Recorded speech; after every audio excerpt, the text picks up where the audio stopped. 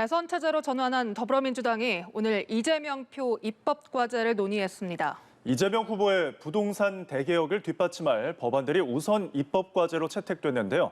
국회 취재기자 연결하겠습니다. 나경열 기자.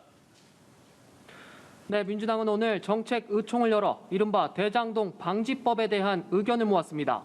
개발이익 환수제 등을 우선 입법 과제로 채택하고 이번 정기국회에서 신속하게 처리하겠다는 계획인데요. 이재명 대선 후보가 선언한 부동산 대개혁을 입법 지원하겠다는 구상입니다.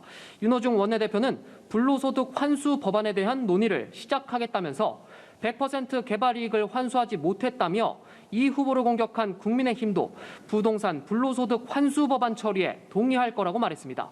민주당은 이번 의총에서 반도체 산업 등을 지원하는 국가 핵심 전략 산업 특별 법안과 난임시술 관련 세액공제 한도를 높여주는 소득세법 개정안을 당론으로 채택해 추진하기로 했습니다. 이 후보가 띄운 전국민 재난지원금 추가 지급은 정식 안건으로 상정되진 않았지만 당내 공감대는 형성된 걸로 보입니다. 신현영 원내대변인은 재난지원금이 정책 의총의 주요 이슈는 아니었지만 공감대는 있었다고 언급했습니다. 이 후보는 정책 행보에 나섰습니다. 한국고래소에서 열린 국내 주식시장 발전과 개인 투자자 보호를 위한 간담회에 참석했는데요.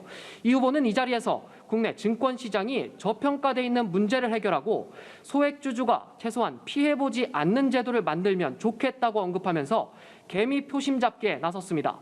다만 유동규 전 성남도시개발공사 기획본부장에 대한 압수수색 직전 이 후보의 측근인 정진상 선대위 비서실 부실장이 유 전 본부장과 통화한 것과 관련한 질문엔 답을 하지 않았습니다. 국민의힘 대선 후보가 결정되는 내일은 보수의 텃밭 대구를 찾습니다. 경북대학교에서 강연을 하고 서문시장을 찾아 지지를 호소할 예정입니다. 국민의힘은 대선 후보 선출을 하루 앞두고 있죠.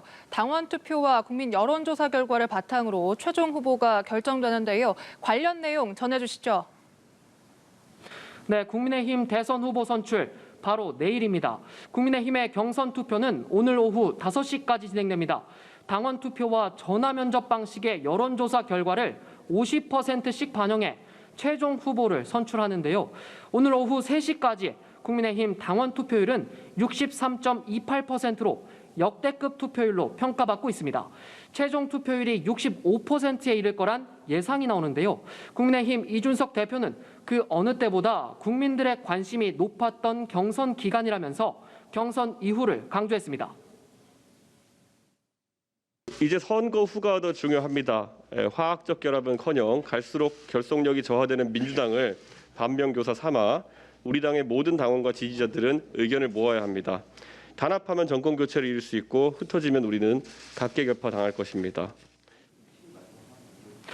투표 마지막 날인 오늘도 경선 주자들은 막바지 표심 잡기에 총력을 기울이고 있습니다.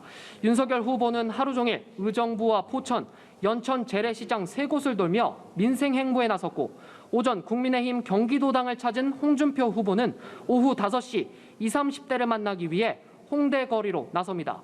유승민 후보와 원희룡 후보는 국회 본관 앞에 마련된 국민의힘 대장동 게이트 특검 추진 천막투쟁 본부를 찾아 특검 주장 목소리에 힘을 더했습니다.